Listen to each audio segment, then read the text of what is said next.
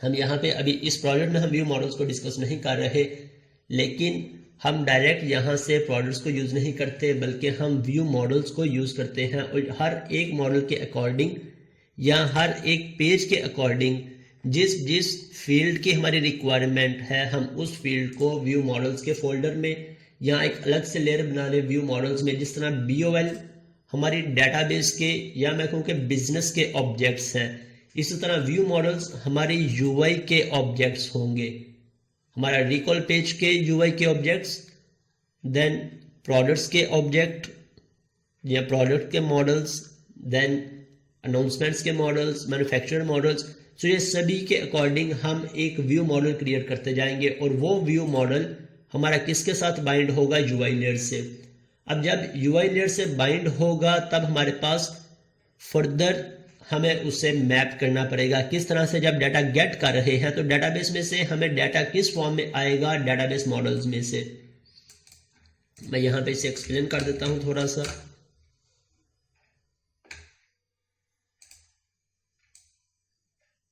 ये हमारी UI layer,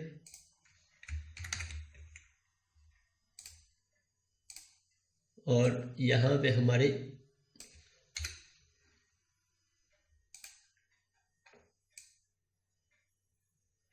database.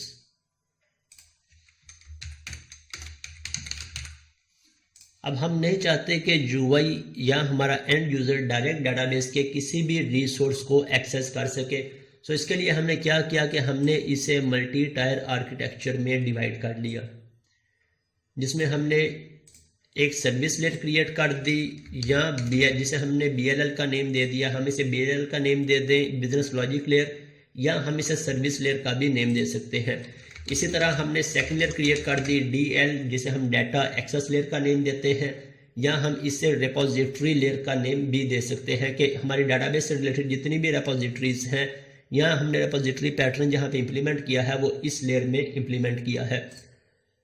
अब डाटा एक्सेस लेयर और डाटाबेस की इंटरेक्शन किस फॉर्म में होगी? यहाँ से डाटा आ रहा है और यहाँ से डाटा डेटाबेस में डाटा जाएगा या डेटाबेस से वापस डाटा आ रहा है। तो ये सारी की सारी इंटरेक्शन हमारी किस फॉर्म में होगी? मॉडल्स के फॉर्म में, या जिसे मैं DB मॉडल्स का नेम दे दूं, जिसे हमने कहाँ पे डिफाइन किया है? हमने डिफाइन किया है BOL में, बिजनेस ऑब्जेक्ट लेयर में। इस लेयर में हमारे जितने भी ऑब्जेक्ट्स हैं वो सभी ऑब्जेक्ट्स किस लेयर के हैं या किस पर्पस के लिए यूज होते हैं? डेटाबेस के इंटरेक्शन के लिए। लेकिन अब यहां से जो फर्दर ऑब्जेक्ट BLL में जाएगा या BLL जो ऑब्जेक्ट UI में यूज करेगी, जो मॉडल यूज करेगी, वो हमारे डेटाबेस का मॉडल नहीं होगा। अगर डेटाबेस का मॉडल होगा तो हमारे लिए सिक्योरिटी कंसर्न का प्रॉब्लम लाजमी तौर पे आएगा। सो इसका हम क्या सोल्यूशन फाइंड करें? जो हमारी BOL है इसके इक्वलेंट हम एक और लेयर क्रिएट कर देते हैं which is called view models. ये हमारे DB मॉडल्स और ये हमारे view models. View models mean जो से मॉडल्स व्यूज में यूज होंगे वो सब हमारे व्यू मॉडल्स कहलाएंगे। अब अगर हमारे पास डेटाबेस में एक कैटेगरी का मॉडल है, ये फ्लो आपके लिए समझना ज़रूरी है। अगर आपको इस फ्लो की समझ आ जाती है तो आपको ये व्यू मॉडल्स का कॉन्सेप्ट कभी भी कंफ्यूज नहीं करेगा। आपको पता होगा कि आपने इस पूरे कोड के साथ, इस आर्किटेक्चर के साथ प्ले अराउंड किस तरह से करना है। आपके फिंगर टिप्स पे सब पॉइंट्स होंगे। अब ये मॉडल मेरा डेटाबेस के साथ इंटरेक्ट करके मेरे पास आ गया, लेकिन फ्रंट पे इसके इक्वलेंट हम जो मॉडल क्रिएट करेंगे which is category VM, category view model. It means DAL से जो मेरा मॉडल BLL में पास होगा वो मॉडल कैटेगरी मॉडल नहीं होगा, बल्कि ये कैटेगरी मॉडल हम कन्वर्ट कर देंगे किसमें? कैटेगरी VM में। और फिर कैटेगरी VM मेरा यहां पे यूज हो रहा होगा। फील्ड्स सभी सेम होंगी। अगर हमें इसमें एक्स्ट्रा फील्ड्स की जरूरत है, जिस तरह हमने प्रीवियस यूजर के जब यूजर पेज पे वर्क किया, यूजर कंट्रोलर पे वर्क किया, तो हमने काफी सारे ड्रॉप डाउन्स क्रिएट की जिन्हें हमने नॉट मैप्ड असाइन कर दिया। तो अब उस नॉट मैप की बजाय हम यहाँ पे उन सभी ड्रॉप डाउन्स की या सिलेक्ट लिस्ट की फील्ड्स को क्रिएट नहीं करेंगे, बल्कि कहाँ पे क्रिएट कर लेंगे? व्यू मॉडल्स में। जितनी भी एक्स्ट्रा फील्ड्स चाहिए हो, जितनी भी कंपैरिजन फील्ड्स चाहिए हो, जितनी भी रिस्ट्रिक्शंस चाहिए हो, वो हम व्यू मॉडल्स में क्रिएट कर लिया करेंगे। अब जब यहाँ से यूजर डाटा पोस्ट करेगा तो पोस्ट किस फॉर्म में करेगा? व्यू मॉडल्स में। अब व्यू मॉडल मेरे पास BLL में आ गया। अब चाहे मैं BLL में उसे कन्वर्ट कर लूँ किस में? डेटाबेस मॉडल में, या एज इट इज उसे पास करवा दूँ DAL में और DLL में उसे कन्वर्ट कर लूँ।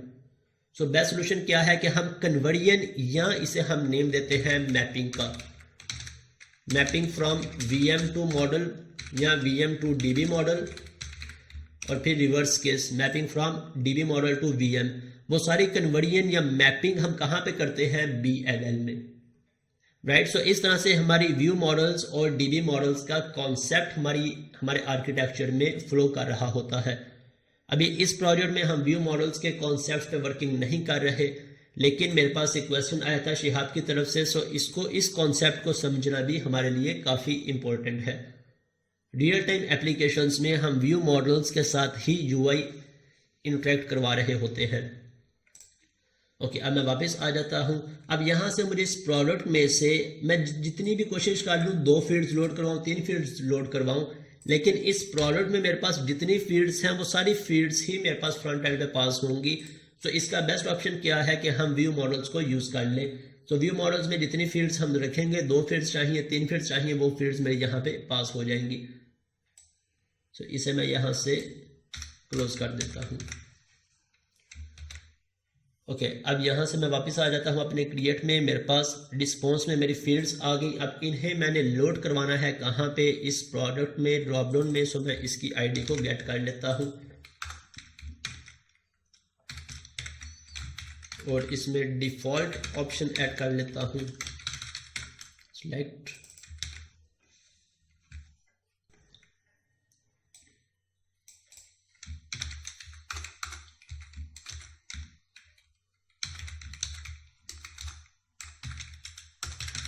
हमें इस पर फॉर लूप लगा लूँ।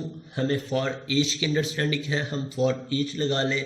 1 बाय 1 रिकॉर्ड्स हम यहाँ से गेट करते जाएंगे और इसमें बाइंड करवाते जाएंगे। हम इसकी HTML को गेट कर लेते हैं, where HTML equal to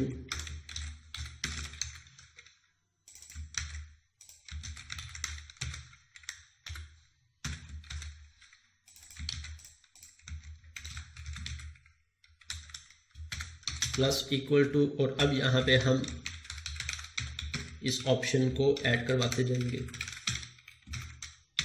option, इसमें वैल्यू, एक हम वैल्यू एट्रीब्यूट को यूज़ करेंगे और सेकंड यहाँ पे टेक्स्ट डिस्प्ले करवा देंगे।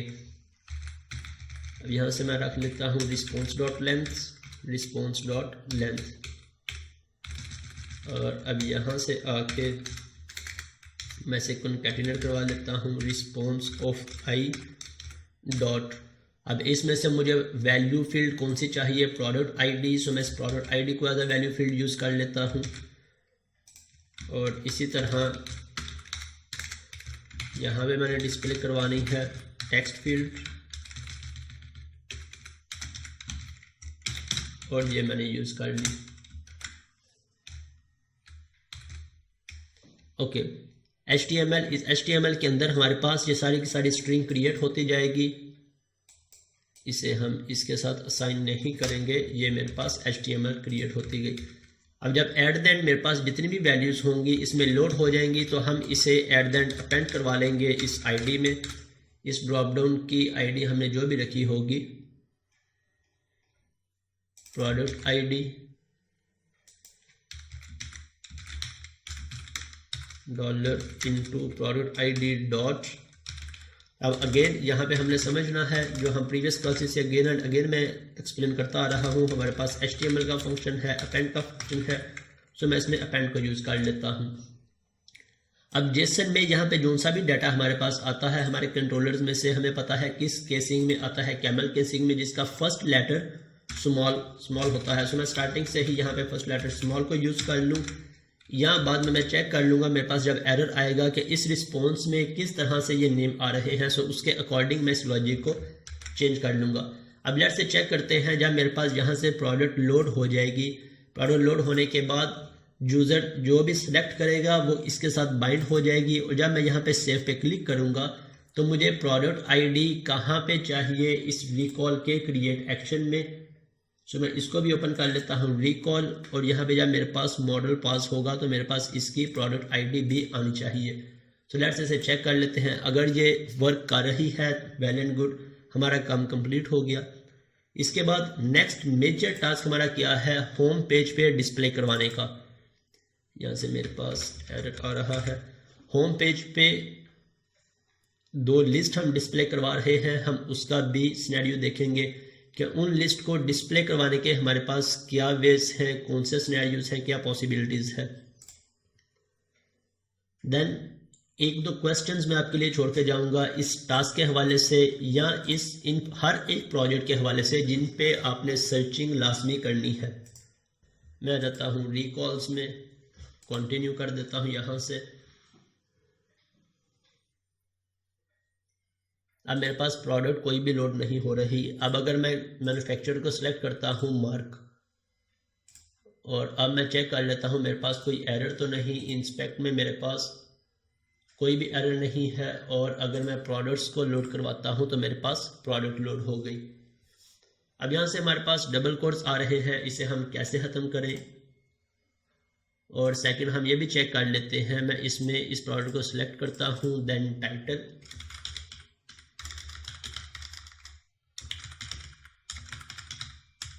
रिकॉल टाइटल 1, देन यहाँ से कोई भी डेट हम चूज कर लेते हैं, स्टार्ट डेट। अब यहाँ से ये मेरे पास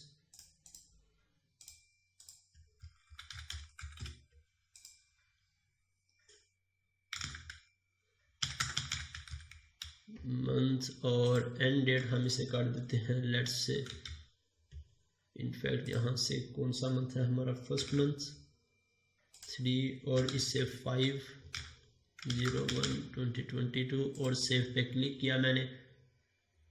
अब मेरे पास मॉडल आ चुके हैं, मेरे पास प्रोडक्ट आईडी भी जो सी मैंने सेलेक्ट की थी प्रोडक्ट आईडी भी आ गई, एंड डेट, स्टार्ट डेट और टाइटल। अब इसे फर्दर मैं कंटिन्यू कर देता हूँ। लेट्स सी चेक करते हैं, मेरे पास एरर आ चुका है, view index was not found. अब ये एक मोस्ट इम्पोर्टेंट पॉइंट है आपका सर्च करने वाला।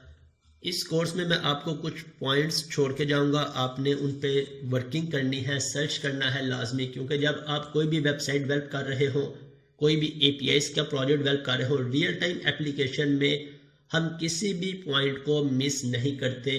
कभी किसी प्रोजेक्ट में आपने इस तरह से एरर विंडो डिस्प्ले होती देखी हो, किसी भी प्रोजेक्ट में हम इस तरह से डिस्प्ले नहीं करवाते, बल्कि हम इन एरर्स को हैंडल करते हैं, जिन्हें हम अनएक्सपेक्टेड एरर्स का नेम दे लें या हम ग्लोबल एरर्स का नेम दे लें। अब ग्लोबल एरर्स में से क्या मुराद है, मैं से यहाँ से पहले इसे डिसेबल कर देता हूँ। फॉर एग्जांपल मैं यहाँ से कोई एक URL एंटर करता हूँ जो मेरे प्रोजेक्ट में एग्जिस्ट नहीं करती। आप किसी भी वेबसाइट पे ये टेस्टिंग लाजमी करिएगा, तब आपको आइडिया होगा कि किस तरह से उस वेबसाइट ने उसे हैंडल किया है। अब ये URL मेरी एप्लीकेशन में एग्जिस्ट नहीं करती, मैं एंटर प्रेस करूंगा, मेरे पास 404 का एरर आ गया। रियल टाइम प्रोजेक्ट में अगर हम कोई इनवैलिड URL एंटर करें तो क्या उसे इस तरह से पेज डिस्प्ले करवाना चाहिए या उसे हमारा कस्टम पेज डिस्प्ले करवाना चाहिए 404 का, या कोई भी ग्लोबल एरर। फर्स्ट पॉइंट आज आपने लाजमी सर्च करना है। इसके बाद अगर मैं यहाँ से let's say recall create edit, मैं यहाँ से कोई एक आईडी ऐसी एंटर करता हूँ जो कि मेरे डेटाबेस में एग्जिस्ट नहीं करती, एंटर प्रेस किया, मेरे पास इसका कोई एरर आना चाहिए या नहीं आना चाहिए, या इसे किस तरह से इसे डिस्प्ले करवाना चाहिए। लेट्स से मैं यहाँ से 1050 प्रेस करता हूँ, अभी मेरे पास डिस्प्ले हो रहा है। अगर हम कोई ऐसा रिसोर्स एंटर करें जो कि मेरी एप्लीकेशन में एग्जिस्ट ही नहीं कर रहा, तो क्या हमारे पास कस्टम एरर पेज डिस्प्ले होना चाहिए या डिफ़ॉल्ट डिस्प्ले होना चाहिए। हम डेफिनेटली इन एरर्स को लाजमी तौर पे हैंडल करते हैं। इसके बाद समटाइम एप्लीकेशन में कोई ऐसा अनएक्सपेक्टेड एरर आ जाता है जिसे हमने चाहे तो ट्राई कैच में हैंडल नहीं किया, किसी जगह पे वो एरर हमसे मिस हो गया, या फिर हमने उसके अकॉर्डिंग कोई लॉजिक क्रिएट नहीं की जिसे हम अनएक्सपेक्टेड एरर का नेम दे सकते हैं। सो उस सूरत में भी मेरी एप्लीकेशन को क्रैश नहीं करना चाहिए, फर्स्ट पॉइंट। सेकंड पॉइंट, मेरी एप्लीकेशन में इस तरह से पेड डिस्प्ले नहीं होना चाहिए। ये लाजमी तौर पे आपने सर्च करना है किस तरह से अपनी एप्लीकेशन में इन पॉइंट्स को हैंडल कर सकते हैं। इसके बाद जितने भी एरर्स हों, हर एक एरर को हम लॉग कैसे करवा सकते हैं। ओके, मैं यहाँ से फर्दर कंटिन्यू करता हूँ। मेरे पास मेरी ये लिस्ट क्रिएट हो रही है और अगर मैं इसे एडिट करने की कोशिश करूँगा तो मेरे पास ये एडिट भी हो रही होगी। लेट्स से मैंने इसे एडिट नहीं किया, अभी एडिट करके भी चेक कर लेते हैं। अगर तो ये लॉजिक सारी वर्क कर रही है देन हम अनाउंसमेंट्स में आ जाते हैं और अनाउंसमेंट की भी छोटी सी लॉजिक है, वो भी थोड़ी देर में हम कंप्लीट कर लेंगे।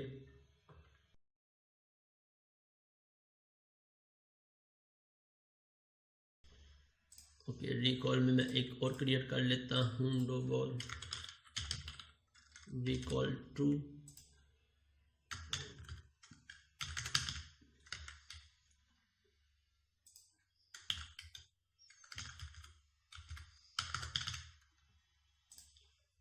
सेव पे क्लिक किया, मेरे पास इंडेक्स एग्जिस्ट नहीं करता, सो मैं इंडेक्स को क्रिएट कर लेता हूँ।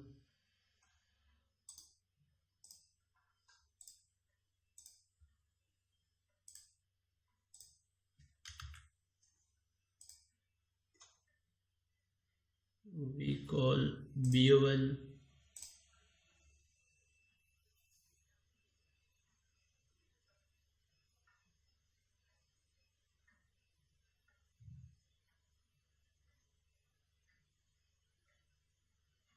अब अगर मैं इस एप्लीकेशन में सिक्योरिटीज को इम्प्लीमेंट करता हूं तो मुझे कितना टाइम लगेगा सिक्योरिटी को इम्प्लीमेंट करने में। मैं यहाँ से प्रोडक्ट का इंडेक्स ओपन कर लेता हूँ। अगर आपने उसकी प्रैक्टिस की है तो आप एस्टिमेटेड टाइम बता सकते हैं कि मैक्सिमम हमें कितना टाइम लगेगा सिक्योरिटी इम्प्लीमेंट करने में। सागर बहुत ज़्यादा टाइम बता रहे हो आप। Product list, recall list, 20 minutes बहुत ज़्यादा है आपके पास। सिक्योरिटी में कॉन्सेप्ट ही कितने हैं, आपने 2 पेजेस क्रिएट करने हैं, देन उनकी कॉन्फ़िगरेशंस करनी है, दैट्स इट, आपकी सिक्योरिटी इंप्लीमेंट हो गई।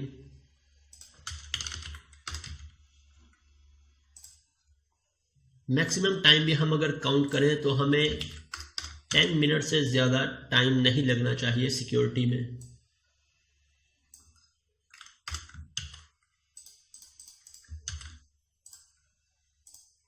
क्रिएट न्यू, क्रिएट और एडिट, ओके, और साथ ही इसका लेआउट भी चेंज कर देते हैं।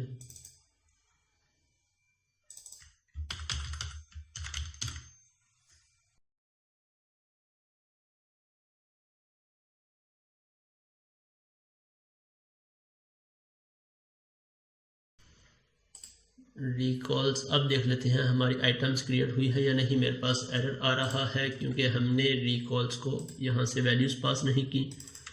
लिस्ट में पास करवा देता हूँ। अब इस लिस्ट में अगर मैं रिकॉल में आता हूँ तो मेरे पास रिकॉल्स प्रोडक्ट भी है। सो मुझे प्रोडक्ट का नेम भी डिस्प्ले करवाना है। अगर मैं इस व्यू में आ जाता हूँ रिकॉल के व्यू में, तो यहाँ पे हमारे पास title, start date, end date और फिर प्रोडक्ट। मैं इस प्रोडक्ट को टॉप पे ले जाता हूँ ताकि इसका नेम सबसे पहले डिस्प्ले करवा सकूँ। यहाँ से प्रोडक्ट्स, और अब प्रोडक्ट्स की बजाय हमें डिस्प्ले करवाना है नेम। सो इट मीन्स हमें इसकी रिलेटेड एंटिटी को लोड करना है। रिलेटेड एंटिटी को हम कहाँ पे लोड करेंगे, मैं यहाँ से रिकॉल डीबी ओपन कर लेता हूँ और हम इसकी रिलेटेड एंटिटी को भी लोड करवा लेते हैं जब हमारे पास गेट ऑल हो। कैसे लोड करवा सकते हैं हम लास्ट क्लास के अंदर डिटेल में डिस्कस कर चुके हैं। साथ सर्कुलर डिपेंडेंसी का जो एरर आता है उससे भी डिस्कस कर चुके हैं। डॉट इंक्लूड या फिर मैं dot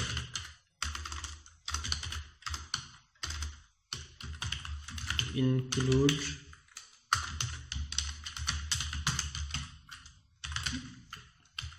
x dot products dot select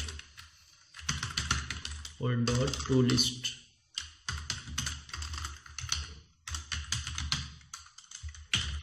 new recalls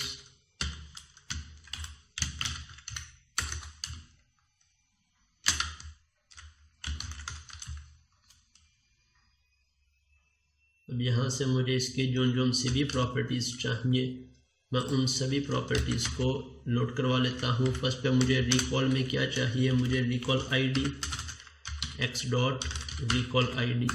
second title x dot title. Then announcements हमने लोड नहीं करवाई, हमें इसकी स्टार्ट डेट और एंड डेट भी चाहिए एक्स डॉट स्टार्ट डेट। अब स्टार्ट डेट का हम कोई भी फॉर्मेट चेंज करना चाहें तो हम इसका फॉर्मेट भी चेंज कर सकते हैं, लेकिन जब फॉर्मेट चेंज करेंगे तो फॉर्मेट किस टाइप में होना चाहिए, स्ट्रिंग में। इट मीन्स हमारी ये फील्ड स्ट्रिंग में होनी चाहिए, ना कि डेट टाइम में। सो अभी हम डेट टाइम को यूज़ कर रहे हैं तो मैं इसका फॉर्मेट चेंज नहीं करता, मैं इसका इसी तरह से फॉर्मेट रहने देता हूँ। और इसके बाद products equal to x dot products and then dot to list. Okay, हमारे पास ये भी लोड हो गई। अब इसे एक दफ़ा चेक कर लेते हैं।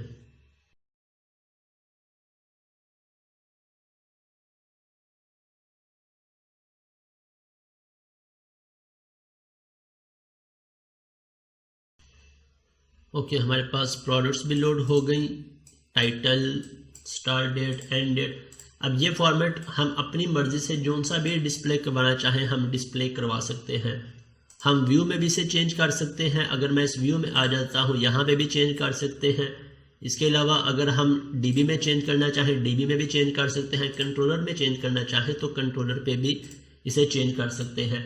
अब इसे अगर मैं एडिट करने की कोशिश करूँ, मेरे पास एडिट वर्क नहीं कर रहा। मैं यहाँ से इसके लिंक का नेम चेंज कर देता हूँ, क्रिएट और एडिट, और यहाँ से भी क्रिएट और एडिट। ओके, इसके बाद अनाउंसमेंट में हमारे पास सिर्फ 2 फील्ड्स हैं, उसमें ऐसा कोई चीज़ एक्सप्लेन करने वाली नहीं है। सो इसको चेक करते ही मैं जल्दी से अनाउंसमेंट को इम्प्लीमेंट कर देता हूँ ताकि हम होम पेज पे वर्किंग कर सकें।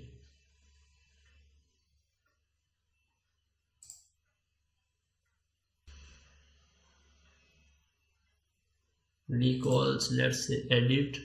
अभी भी मेरे पास एडिट बाइंड क्यों नहीं हुआ, अगर मैं इसको चेक करता हूँ। एडिट मेरे पास रिकॉल एडिट आ रहा है। हमने किसको चेंज किया है, हमने इसे प्रोडक्ट और यहाँ पे इसे भी चेंज कर देते हैं रिकॉल आईडी। क्रिएट में भी हमारे पास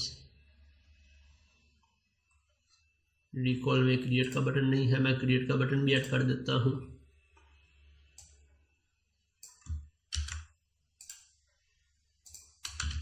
क्रिएट।